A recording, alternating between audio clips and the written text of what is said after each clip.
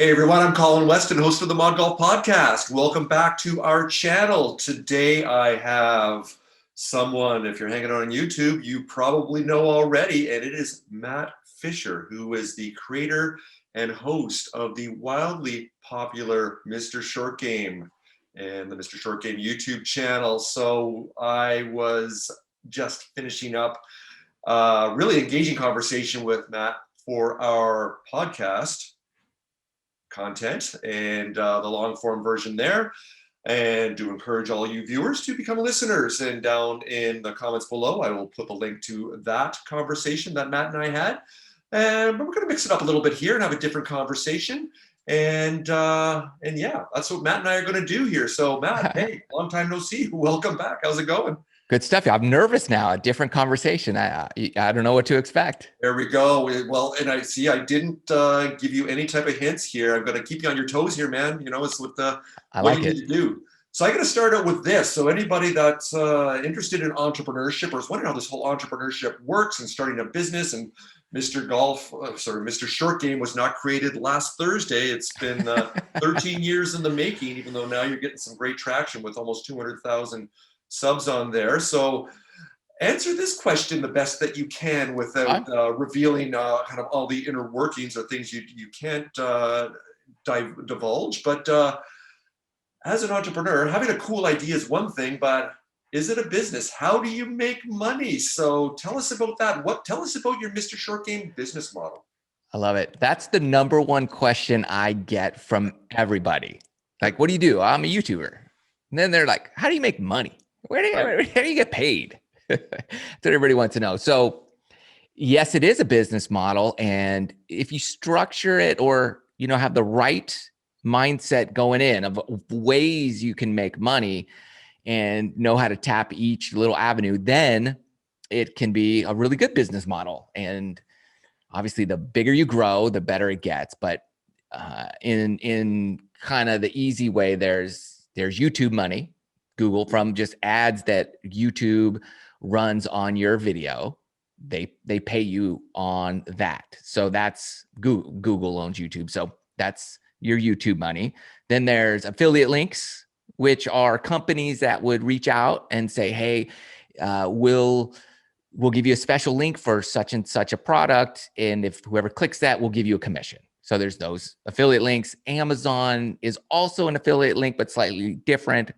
They're going to give somebody a commission off whatever you buy on Amazon. So somebody's getting a commission. Whoever's selling on Amazon is paying a commission, and that goes to somebody. So if I have an Amazon link in my videos and you go to Amazon and you buy everything in your shopping cart, I was the last one to lead you there. I get the commission for each product, but it's very, very small. So that's a small piece. Right. So those are kind of the general. Then there's obviously branding opportunities, other product placement opportunities, other, let's say if I have a membership site, it's very small, but if people have a membership site, so you could be an exclusive member to exclusive content, that's another revenue stream. Well, let me ask you this, what you've got on top of your head there. You're obviously creating merch. Oh, yeah. You've got the brand going. So tell us about that now that Mr. Short Game is becoming in the golf industry, which is a massive $100 billion a year industry with almost 20 million recreational golfers out there in the US and Canada up here combined. So tell us about that. Is there a strategy in place there as awareness is kind of driven through the marketing that every single video you put out there, and you do 2 or 3 a week there, that consistency. So tell us about that. Is merch also part of your business model strategy? It should be better. It should be, but yes, that's a growing piece. But part of my whole Mr. Short Game persona is like, I don't want people to buy something they don't need in golf, because golfers are famous for spending all their money on things they don't need. Right. So I was like, let's not do that. But so I have a hat. They're sold out now. So I got to get some more. And then I have these alignment stick covers that I've sold. So I have little stuff. I'm not big in clothing merch. I just feel like that's too much of a hassle, but maybe I know there's a lot of people doing that. So I'm trying to kind of come up with things like, look, you're going to buy these little things anyways. Let me do something that a little different. So I'm trying to I don't know if I want to sell these things to people, but maybe something similar.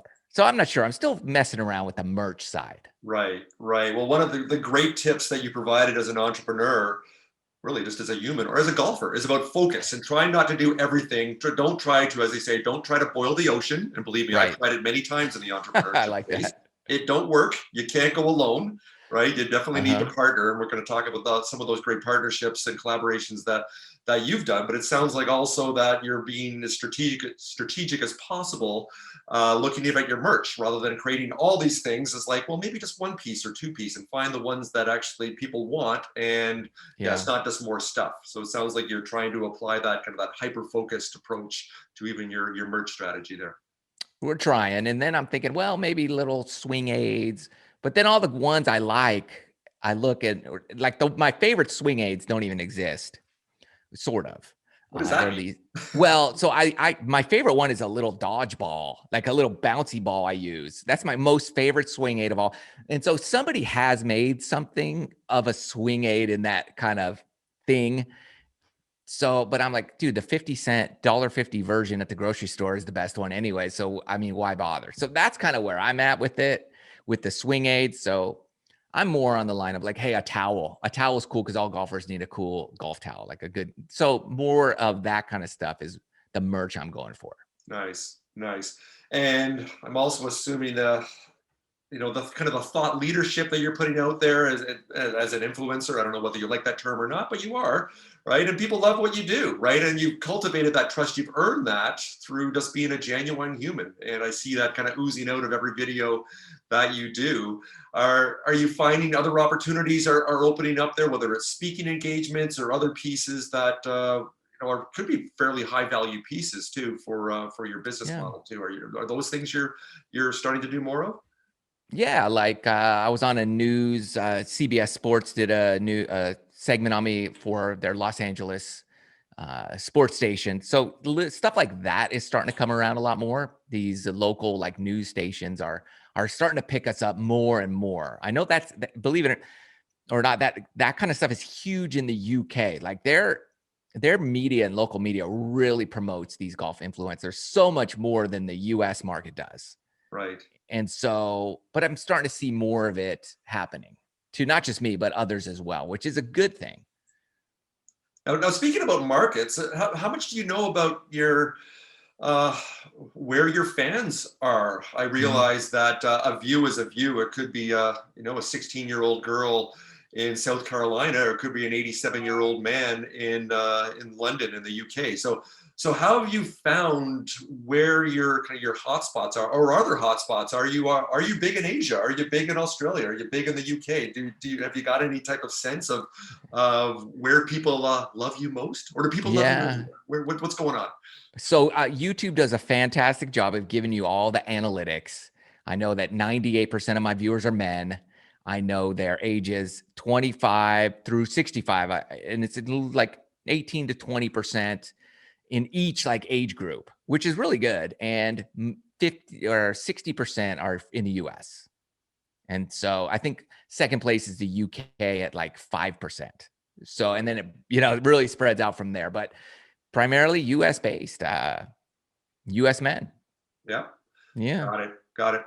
So, part of I don't like using the word grow the game. It's like how on the Mod Golf podcast we talk about the kind of the evolution of the game, or how do you unlock new fans, new recreational players. That diversity and inclusion piece of, to be honest, Mhm. everybody doesn't look like you and me, a couple of middle-aged white guys here, right? I'm a little, Yeah. little, a little bit older than you, but we're both kind of following that bracket. You at the kind of the front end, me maybe a little bit later, but still, it's like it seems like you've got still an amazing opportunity without changing your message Uh-huh. or your brand to connect with with other communities. And to that, I got to segue, is one strategy for that doing that through some of the collaborations that you have, whether it's through women or through other people that the diversity piece, is that something that you're looking at also to maybe extend into communities that right now that aren't 18 to 65-year-old men, mostly white? Yeah, yeah. So interestingly enough, so let's say 2% of my viewers are female. All right. Here's what's interesting. When I collaborate with women, that goes down to 0.6%. Goes Believe it or down. not. So when I collaborate with women, less women watch. That's counterintuitive. I know. So it's weird. Those are just the facts of the statistics I get. And so in terms of like who's watching, like my viewer is more the average golfer. So whoever the average male golfer, that's primarily my viewer. A lot of the younger, a lot of the younger viewers, they're like, or, these young 18, 20-year-old, and I meet a lot of them. They know who I am, but they watch some other channels. And I'm like, that's fantastic. And there's some other young guy channels that are just killing it right now. And that's great. Like people think, oh, you're competing against them. I'm like, no, I'm not. I'm like, they're getting a whole bunch of people into golf that at some point are going to want to get better. And then they're going to search for, man, I can't chip. I can't putt. I can't do this. How do I do that? Then they find me. Nice. So yeah, I want to collaborate with some of these guys. And I'm trying, but it's not as easy as we would like it to be. But, so who knows? Some of the younger guys, they got their crew and they want to stick with their crew. And I get that. I get it. You guys work well together and maybe you've had bad experiences with other people. I don't know. But an older guy doesn't necessarily vibe with what you're doing. Like I'm not hitting a frying pan on a par 4. Right? That's not my thing. Now that gets a lot of views, but that's not what I do. Yeah. Now, but whoever watches that at some point, they're going to actually want to hit a lob wedge over a bunker. So then that's where I come in. So yeah, sometimes the collaborations aren't as easy as we want them to be, but we're working on that. Well, it's about, you want to make sure they complement each other, even the brand message, right? There's Right. a lot of them out there, and I watch them. They're fun, but it's like kind of this like bro culture, smashing beers and doing that type of thing, right? Without naming names, and that's totally fine. Right. But that's not necessarily on brand for you as far as where you want to go. So one of the things I love, and you may not even be aware that you are following this business methodology, but it's something that I've worked on. I'm a workshop facilitator for this. I've written some blog posts, and I've had one of the co-authors of the book on, and that's blue ocean strategy, where it's the competition is irrelevant. You're not using that metaphor of the red ocean of fighting over the scraps and the bloodied red water and competing and trying to take viewers away from other people. It's like, no, it's like, you know what? It's bigger, it's expansive, and you're unlocking new viewers by what you're doing here, the messaging that you have, and maybe some people that are new to golf, and because golf is hard and golf is intimidating and golf is all those things, as we know. So even the way you approach, you're a very approachable guy too, that it's just really calming and you make it simple. I don't know, which is hard to do. I don't know how you manage to pull it off, but you make stuff that is really hard, even technically, and you make it seem easy in the sense to learn in one chunk. So yeah, I mean, have you even heard of blue ocean strategy, or is that just something No, but when you say it, I know I haven't heard of it, but yeah, when you talk a little bit about it, I understand the concept. And you're right. It's not watch me or watch them. And you watch everybody. Yes. Like we're all growing each other. When the more successful I get, the more successful everybody gets, because it's not like you can only watch my channel a Thursday night at 8 p.m. because there's something else on a different network. That it doesn't work that way. Yeah. If you watch me and you love it, you're going to watch another video from me or somebody else. Yes, it's not or, it's and this gives me an opportunity, because I understand you've got a background in comedy as a comedy writer. So I've taken a couple of improv courses, just enough to get me in trouble, but to be honest, actually, just to become a better listener and that feedback. And one thing that I've learned is that give and take back and forth, that if you and I are put together and get a couple of words and have to do an improv sketch, the worst thing I can do is dead end you. There's nowhere to go. So it's never no, but it's always yes and. So it seems like, so talk about that. Have you found that your background in comedy and comedy writing is part of your secret sauce that allows you to do what you do? Yeah, I did a number of improv classes with the Groundlings in Los Angeles. And that was the number one thing, is don't ever know somebody. It's never no. If you say no, the skit's over. You've got nowhere to go. You don't deny somebody. And so we would do these drills where, or these whatever drills that where people would say the most outlandish things, and you have to say, yeah, and then this happened, and then this happened, and you just had to keep running with it. And it's hard, but once you get it, you're like, man, this is fun. And so, it's the same thing. It's let's yes and everybody. Let's keep going. That's I gotta say, let's yes and everyone. Maybe that's just the name of this podcast episode. Will be yes and let Well, people Jim figure it all Carrey out did a from there. movie called What Yes Man, and he was Mr. Negative. I mean, that's, believe it or not, that could be everybody's true story. If you looked at life like that, like, okay, no matter what happens today, I'm just going to say yes. Like, your life would be different that day. And people don't, we get in habits and we get in ruts and we take the same way home. We do the same everything. And so that your life's going to be kind of boring. It's going to be, so if you really want to spice things up a little bit, yes and everybody. Love it. Love it. So, hey, just want to finish up with this question. COVID, we've been going at this thing for a year. So all businesses, entrepreneurs, startups, large companies, everyone's been affected. They've had to reimagine themselves. So, Mr. Short Game, you got this thing chugging along. How has everything being locked down a year ago, how has that transformed what you do, or maybe even unlock new opportunities? So how has this whole COVID thing affected your business model, and even the opportunities that are out there for you? Well, luckily, where I've lived, golf courses in California, they were shut down briefly.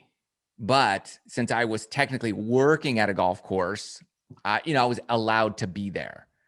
So I was able, so my business here and YouTube, it actually was fine. And there was a lot that was way better because a lot of people started building out their own home studios. So then, since I have a home studio, they would look for me as a resource of, hey, what can I do? How can I build this out? So then my videos, those home videos, started getting a lot more traction. So in a sense, it helped because people still wanted to play. They wanted to practice, get better. And I had a whole library of, hey, here's a whole bunch of stuff you can do at home. Yeah, nice. So, because you're living in Georgia now and you were living in LA before, so you decided to move yourself and your whole family across the country during a pandemic. Okay, what was the decision that drove that, or the factors that drove that decision? I mean, a lot of things. One of which was, so my mom was in San Diego. She ended up moving up to Washington State. So there was no real reason for me to. I wasn't forced to stay nearby to kind of help my mom and my stepdad. So they ended up moving. So I was like, okay, my stepdad's taken care of because he had poor health. And so they were now taken care of in case my mom needed anything. So that was a piece of it. Also, I really didn't want my kids anymore to grow up in a place that was so financially burdening as starting out your life. So I said, look, if you're going to start your life, let me put you in an environment that's a lot more affordable for you to just, hey, go buy a house or begin life is a lot easier, in a less expensive space. So, and the YouTube channel got to a place where I was able to move and be able to do that. Got it. So a lot of reasons. Yeah.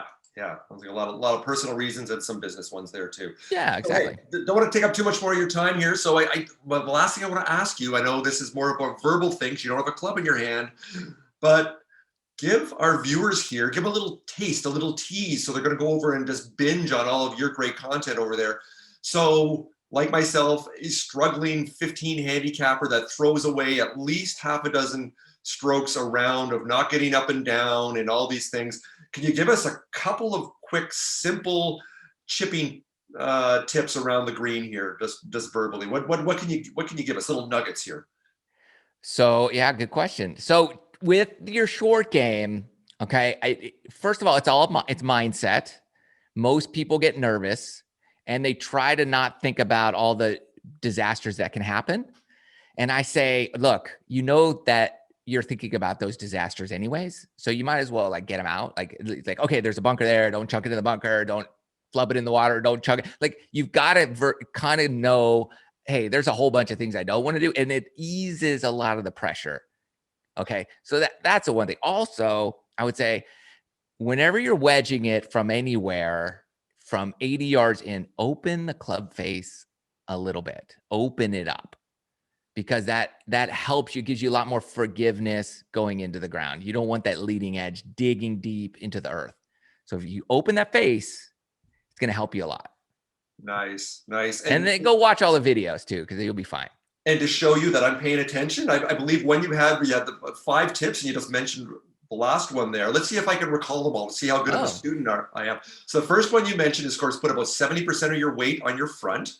Yeah. Remember the number? Good one. The other one was you take it back, only take it up to your thigh. I think I remember that one there. The other one said you want to feel that. Yeah. Yeah. You have this thing where you come through in the ball contact, there's like a little bit of a pop, which I've actually done. I've noticed that, so I don't decel the club and don't have the dreaded, even though we're not penalized as much, the dreaded double hit, which is so embarrassing. Oh, the little chip, yeah. And also opening up the club face. You got some bounce on that club, so use it. So I think I got 4 of them. I think I got 4 of the 5. That's not bad. That's 80%. That's a B plus, isn't it? Do I pass? You'll be fine with 4 out of 5. There we go. Well, I'm going to go back and watch that video, so I'm going to remember the 5th one there. So that's what I'll do. So, but if I keep talking to you, I can't go back to watch all your videos. So why don't we finish this up right here? So Matt Fisher, the host and creator of Mr. Short Game, YouTuber extraordinaire, just crushing things and doing great stuff as an entrepreneur, as a human. Matt, thanks for your time today, and thanks for joining our channel here, our fledgling little channel that's just getting started here. So I appreciate it. You're crushing it. You're going to be fine. Good stuff, Colin. All right, you take care. All right, buddy. Take care.